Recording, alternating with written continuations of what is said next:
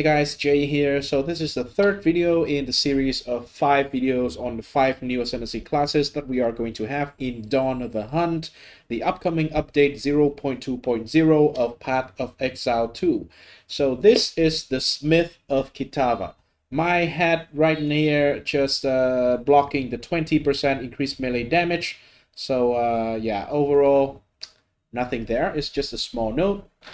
I think this is probably one of the most interesting, if not the most interesting, just interesting, right? This is interesting because there's a lot of random stuff that is unclear, and there's a lot of cool shit that we can do with this class in theory. So take this with a grain of salt, but I think this is what I would try to do something with, right? So first of all, this is the first node. This is free to allocate, by the way, so just you already got this node as this class when you actually get into it. The problem is, how much is each of these nodes down here cost? So you have 12 nodes over here, and they are the red framed one on this side. Each of them seems to be, well, I would say slightly underwhelming, just slightly only, all right? They can be much more for one single Ascendancy node because of the downside of the actual node itself. So Smith Masterwork, remove your body armor basically. The best case scenario, you can have a white body armor, the highest base tier that you can. Maybe you want armor, maybe you want evasion, you want energy shield, but those are the things that you can have. You can have an implicit. Maybe that is the best case scenario. You cannot have rolls on it.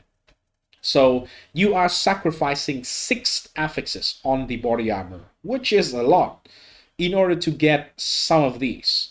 And you need to spend your ascendancy point into this.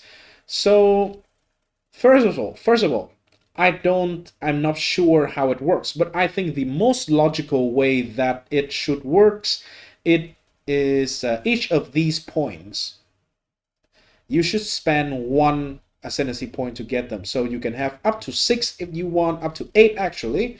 If you have 8 of these, you will have 8 of them, but you cannot take anything else. I think that is the most logical thing. If you can just take 1 of them, that'll be too weak. If you can take 6 of them for free, because an item have 6 modifiers, some people just dream that is going to be the case.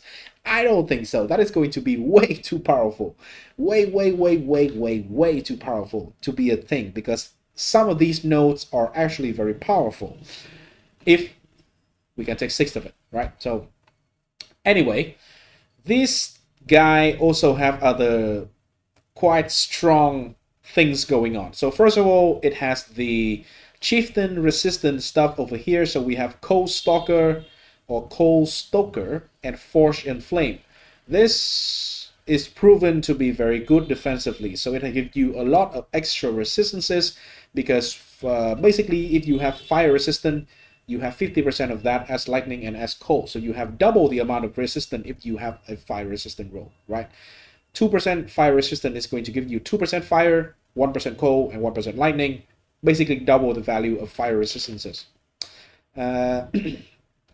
Anyway, Forge and Flame will make the maximum fire resistant, also grant maximum cold and lightning resistance. So all that you need to get is 90% fire resistances, which is actually very easy, because you can have 5% from this flowing metal thingy. You can have the Infernal Class Belt, I think that is the name. You can have on your skill tree. There are ways for you to get maximum fire resistances. You can have the jewels, just normal, just the regular rare, or magic jewel can have 2%, up to 2% maximum fire resistance, and that is applying to all your resistances. So it is triple in value. It is the chieftain thing in POE1, and it is strong, right? It is very strong. Regardless, probably everybody who is playing the Smith of KITAVA is going to have this one. This is like very straightforward, very strong. The other things though, first of all, manifest weapon. This thing just create a copy of your weapon. I'm not sure. I think with how POE2 works, we should be able to actually 6-link this thing. It is going to be 6-link. It is going to be depending on your character level. So if it works the same as any other Ascendancy, and I think it will, we will have a free 6-link minion. And that 6-link minion base stat is going to be based on your weapon. I'm not sure about the survivability of the minion. If it is going to have a flat percent, if it is going to have a flat life number, that is going to be a little bit rough because we kind of need to scale the life, the survivability of the minion quite a lot for it to survive. But if it is actually like a immortal minion, an untargetable thing, that is going to be pretty insane in terms of potential. Then we have temper weapon. This is probably the thing that I am least interested in because we need to stop. We need to actually bring out the anvil and bam, bam, bam, mid combat, or in the beginning of before combat or things like that. It feels like a meditation button. It is the same as the ritual sacrifice thing with the Amazon with the ritualist. That is going to come this patch as well.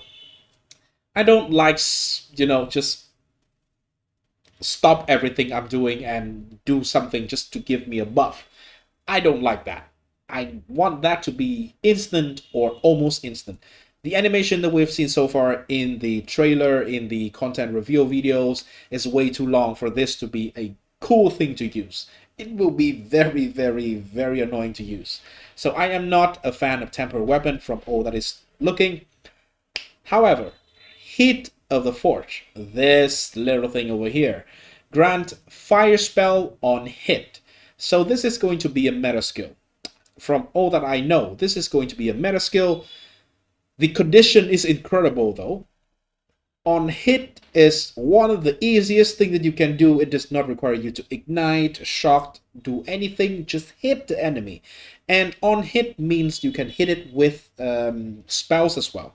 There are quite a few spells that can hit multiple times in quick succession. So maybe we can have something to do with that. So fire spell on hit potentially can be something cool that we can play around with. We can use a spell to trigger the fire spell on hit. And I don't think we can create a loop because GG kind of killed the loop, so you cannot do like a true 0 button. But a 1 button that kind of shit out a lot of stuff everywhere is possible with this one. So we'll see if there's anything interesting we can do with this. For a build for this character, personally, what I am imagining it to be is you kind of want to take this for the maximum resistances stuff. And then I will obviously try to mess around with the Heat of the Forge. And maybe we take the Manifest Weapon. I'm not sure if the Manifest Weapon, what is the restriction on it? Can we do a ranged weapon? Can we do a spellcaster weapon? Or we just have to do the mace? That is going to be slightly less interesting. But there may be unique maces that we can abuse with this stuff. I don't know. But the body armor stuff here is very questionable. I think the most logical way, right? The most logical way, you are going to have one of these nodes for one ascendancy point. So on average, you have 1, 2, 3, 4, and then you take, let's just say 1, 2. You are taking 2 points on this.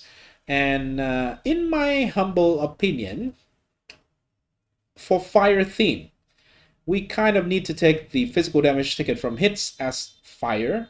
This is much weaker than the Cloak of Flame. You can have 5% maximum fire rest as well if you need that. You can have 5% regen, that is going to be pretty good. Reduce crit early on, you can take the resistances. But only 2 points is kind of weak. If you want to take 4 points into this, that means you have to forego the fire spell on hit. That is going to be a decent body armor, but you are taking entirely just defense at that point. So we'll see how can we effectively scale the damage for this class. And what is the energy situation with the fire spell on hit? Some people are very uh, optimistic about the fire spell on hit. I saw some on Reddit. Some people think that fire spell on hit mean it will trigger on hit because it is the same as the text in Mjolnir.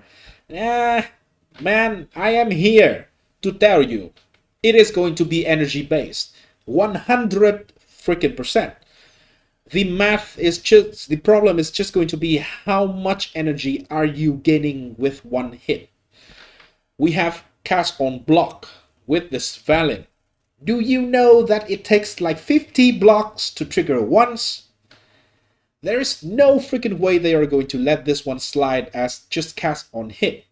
It is going to be energy based, and the energy is going to be absolutely abysmal. I would not expect a lot from it, but I would try to play around with it sooner or later. Probably first character is just going to be a Huntress because it seems to be a shiny new toy. Anyway, this class again looks interesting to me. Not necessarily strong, but interesting. There's a lot of potential of weird stuff that we can do with this class. Me personally, as a player, I kind of try to do fun stuff, quirky stuff, off meta stuff. So power is not even the main concern for me. So I would try to do something cool with this character, and I would try to watch out for people who do cool things with this character as well. But anyway, that is the Smith of KITAVA, and that is my thought on the Smith of KITAVA. All the information is available here. Again, there's a link in the description to the press kit download. Technically, it's the link to the trailer, to the landing page of the Dawn of the Hunt. If you scroll down to the bottom, you will see a button says download press kit, and one of the image is going to be this one. We have other images as well, which show all the classes. You can look at them there, or you can look on the screen here. All the information is here. So anyway, thanks for watching. I hope you enjoy. I hope you are excited for the upcoming update as well.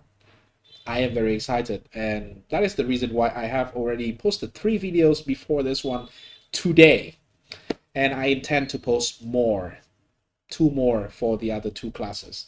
So yeah, thanks for watching, guys. Again, please leave a like and subscribe, and I'll see you in the next one. Peace.